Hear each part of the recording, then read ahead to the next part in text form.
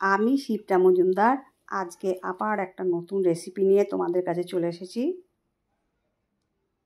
রেসিপিটা যেমন ভালো তেমনি খেতে টেস্টি আর নতুনত্ব আছে। তাহলে এখন থেকে আমি শুরু করছি আমার আজকের রেসিপি। দেখো, পটলগুলো একটু খোসা রেখে রেখে এইভাবে ছাড়িয়ে নিচ্ছি। পটলের খোসাগুলো কিছুটা বাদ বাদ রাখতে হবে আর কেটে ফেলে দিতে হবে। ঠিক এই রকম করে একটু একটু রাখলেই হবে। এইভাবে আমি পটলগুলো সমস্তটা ছাড়িয়ে নেব।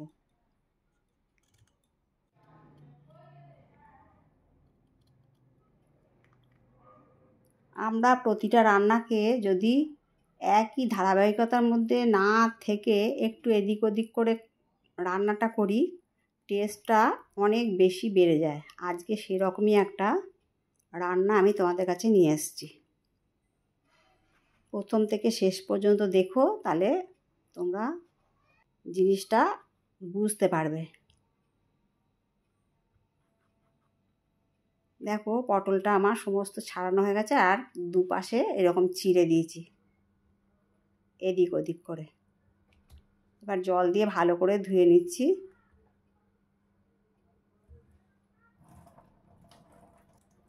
বার দুয়েক জল দিয়ে ধুয়ে নিতে হবে। এবার পরিমাণ মতন একটু নুন দিলাম, পরিমাণ মতো একটু হলুদ দিলাম।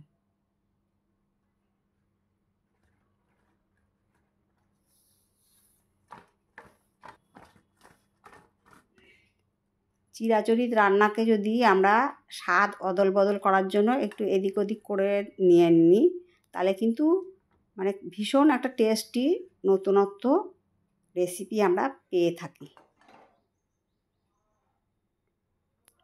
এই রান্নাটা অনেকেই করে খাও, অনেকেই করেছো, তারই মধ্যে একটু অদল বদল করে দিয়ে আজকে রান্নাটা আমি করলাম। দেখো, পটলটাকে নুন হলুদ দিয়ে মাখিয়ে একটুখানি রেখে দিয়েছিলাম।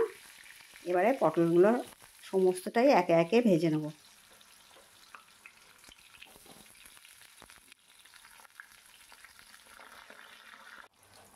খুব বেশি ভাজার দরকার নেই, ঠিক এই রকম যখন হবে সেই রকম পর্যায় পর্যন্ত ভেজে নিতে হবে।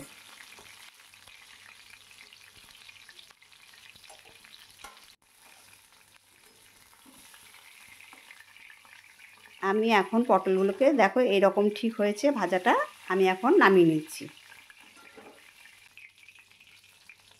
এইভাবে পরপর আমি পটলগুলোকে ভেজে নেব।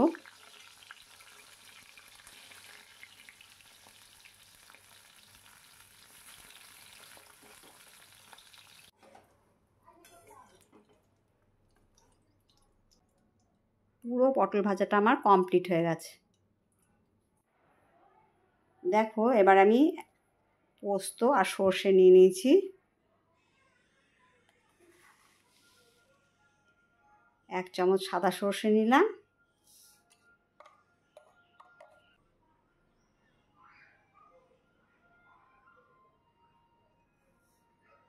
আর পোস্ত দেখো 2 চামচের মতো নেব।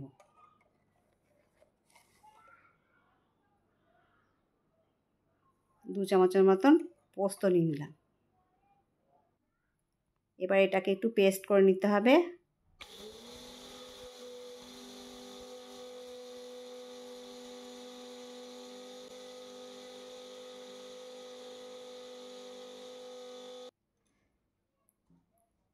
পোস্তটা পেস্ট হয়ে গেছে, পোস্ত সর্ষে পেস্ট হয়ে গেছে। এবার একটা টমেটো কেটে নিচ্ছি।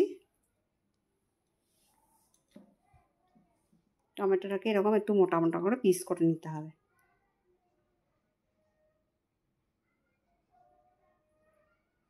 একদম লাস্টে একটা জিনিস মিশিয়েছিলাম, যার জন্য এই সর্ষে পোস্তর যে ঝালটা আজকে আমি রান্না করব সেটার স্বাদটা দ্বিগুণ হয়ে গেছে।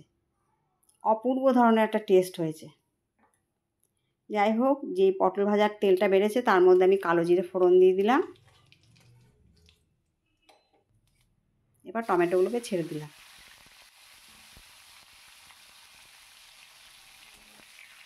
টমেটোগুলো একটু কষবে।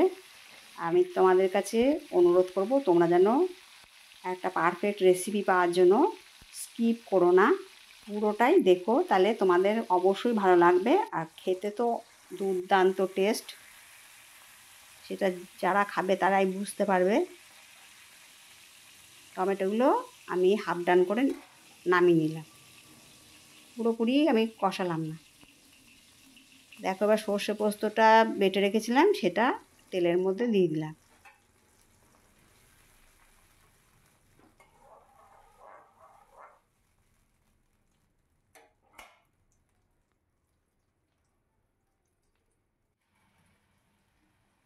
এর মধ্যে পরিমাণ মতো নুন দিলাম,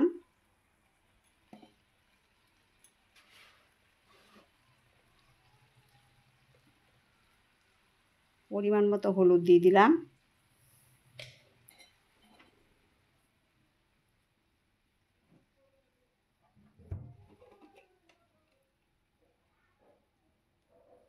আর একটুখানি লাল লঙ্কার গুঁড়ো দিয়ে দিলাম। এবার এটাকে সুন্দর করে নেড়ে চেড়ে কষিয়ে নিতে হবে। একই রান্নাকে অদল বদল করে আমরা অনেক রকমভাবে ট্রাই করে একটা সুন্দর একটা নতুন রেসিপির দিকে চলে যাই।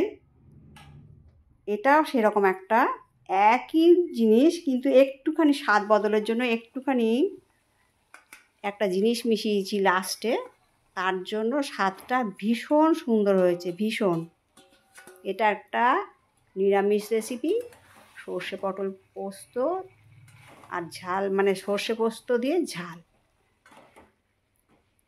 সেটা দিয়ে এত সুন্দর চমৎকার একটা টেস্ট আসে, সেটা না তোমরা খেলে বিশ্বাস করতে পারবে না।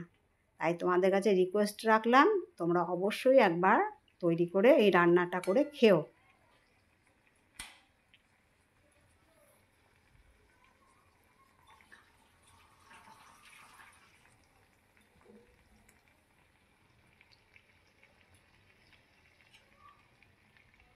একটু নাড়াচাড়া করে কষিয়ে নিয়েছি, তারপরে এবারেতে একটুখানি জল দিয়ে ওপর নিচটা ভালো করে নাড়িয়ে নিলাম। আর একটুখানি পরিমাণ মতো জল দিয়ে দিলাম।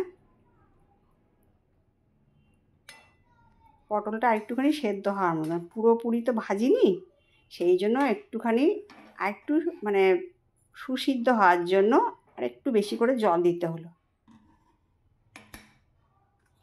এবার কিছুক্ষণ সময়ের জন্য আমি ঢাকনা দিয়ে রাখবো। দেখো এরপরে আমি লাস্টে বলেছিলাম একটা জিনিস মিশিয়েছি, সেটা হলো একটু ফ্রেশ ক্রিম মিশিয়েছি। তোমাদের কাছে যদি ফ্রেশ ক্রিম না থাকে তাহলে দুধের যে মালাই থাকে সেই মালাইও তোমরা দিতে পারো। এর ফলে টেস্টটা এত সুন্দর আসবে। এটা একটা নিরামিষ রেসিপি, মানে রীতিমতো উপভোগ করে তোমরা খাবে।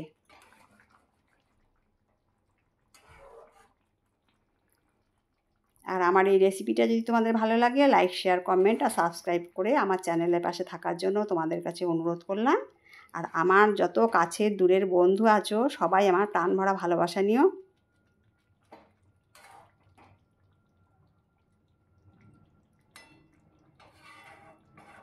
ক্রিমটা ওপর নিচ করে সুন্দর করে এবারে কষিয়ে নিতে হবে।